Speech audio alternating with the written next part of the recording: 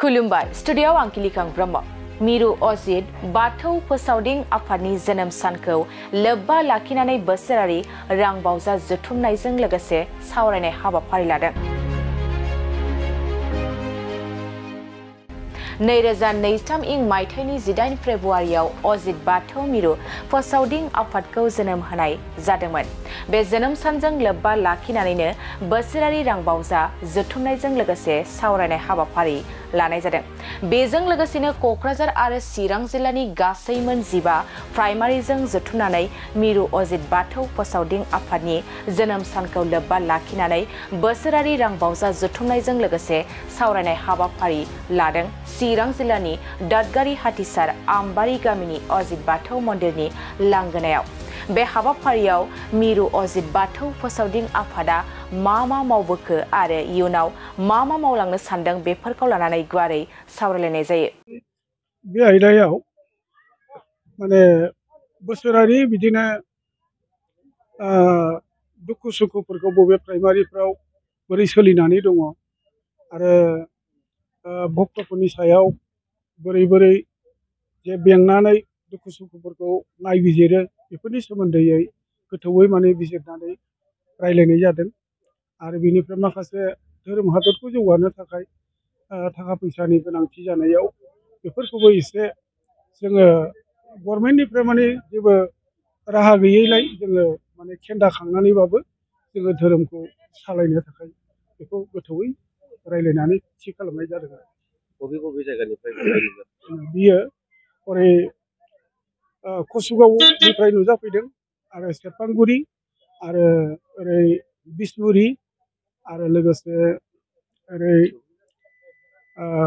कारिगाव आरो मैनागुरि आरो जों क'क्राझार आरो बिनिफ्राय जों सामसिंखेला आरो लोगोसे बिजिनिनिफ्राय ओरै आमथेखा मालिबिथा आरो जों माखासे जों खुंग्रिं आरो लोगोसे ओरै धलपानि प्राइमारि ओरै बिथोराव रिजार्भनि दंफैयो आरो लोगोसे जों बेंटल सेरफां आरो लोगोसे ओरै बिदिनो माबानिफ्रायबो सापागुरिनिफ्राय फैदों आरो दिनै बे आमबारियाव जथायनानै जों 15टा प्राइमारिजों चिरां आरो क'क्राझार मोननैजों जथायनानै बे आफादखौ खुंनाय जादों।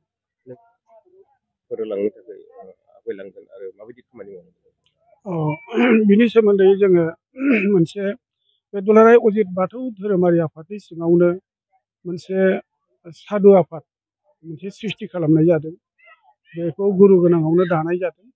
दा बेजोंनो लोगोसे जोङो धर्मनि रिति नितिफोरखौ भक्तफोरखौ फोसाबनानै लांनो थाखाय आरो गियान सुबुरन होनो थाखाय बिनि दारैनो सोलिगासिनो दङ आरो जोंनि बे दुलाराय अजित बाथौ धोरोमारि माबाया नेपालावबो दिनै मन्दिर दंसै आरो सनितपुराव दं आरो उदालगुरियाव दं ढेकियाजुलियाव दं आरो हरै माइनावस्रि सेन्टाराव दं आरो ओरै गोबां बेबायदि बेलस्रियाव दं आरो नै जों बे चिरां क'क्राझाराथ' मेजरानो जाहैबाय बेबादि दङ आरो सिगांनि समाव माबायदिमोन आरो दानि समावहाय माबायदि? सिगांनि समाव एसे भक्तफ्राबो खममोन आरो साननाय बुजिनायफ्रा धोरोमनि सोमोन्दैयै बे बाथौ धोरोमनि मानसिफ्रा बारा साननो हायाखैमोन। बेबादिनो गोबां माने अलखदाव गोग्लैनानै दङमोन।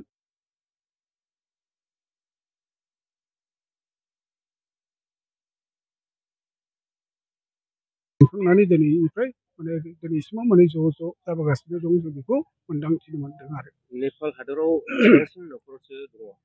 बेयाव नेपाल हादराव गैयाब्लाबो गोबां धोरोम बे बाथौ धोरोमनि मानसिफोर दङ। दा बे बाथौ धोरोमनि मानसिफोरनि गेजेराव जोंनि बे अजित बाथौनि मन्दिराव हाबनायफ्रा दिनैसिम बिदिनो 15-20 न'खरसो सोलिनानै दंथ'यो आरो दा आरो गोबां बांलांबावगोन जोंहा बेखौ आसा दं आरो बिसोरो गुरु गैया बेबायदियाव माने एसे गोग्लैसोनानै दङ।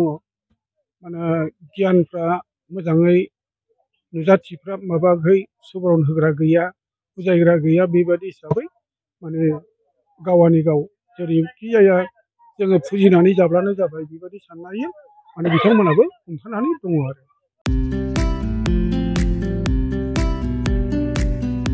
2025-26 मायथाइनि गोदानै मुं थिसननायनि थाखाय गोजोनथाव खौरां।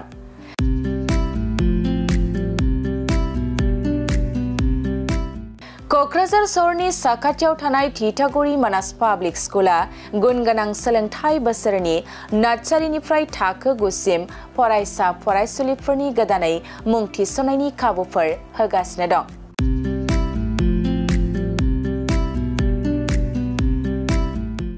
गुन गोनां सोलोंथाइ होनायजों लोगोसे थिथागुरि मानास पाब्लिक स्कुला basic computer education, English speaking environment आरो मोजां सोलोंथाइ गोनां फोरोंगिरिफोर दं।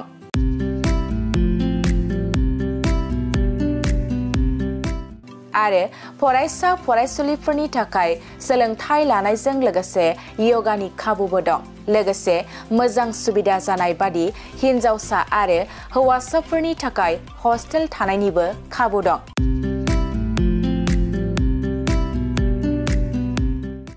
बेनिखायनो नोंथाङाबो नोंथांनि गथ'खौ गोदानै मुं थिसनोब्ला थिथागुरि मानास पाब्लिक स्कुलाव मुं थिसननो हागोन।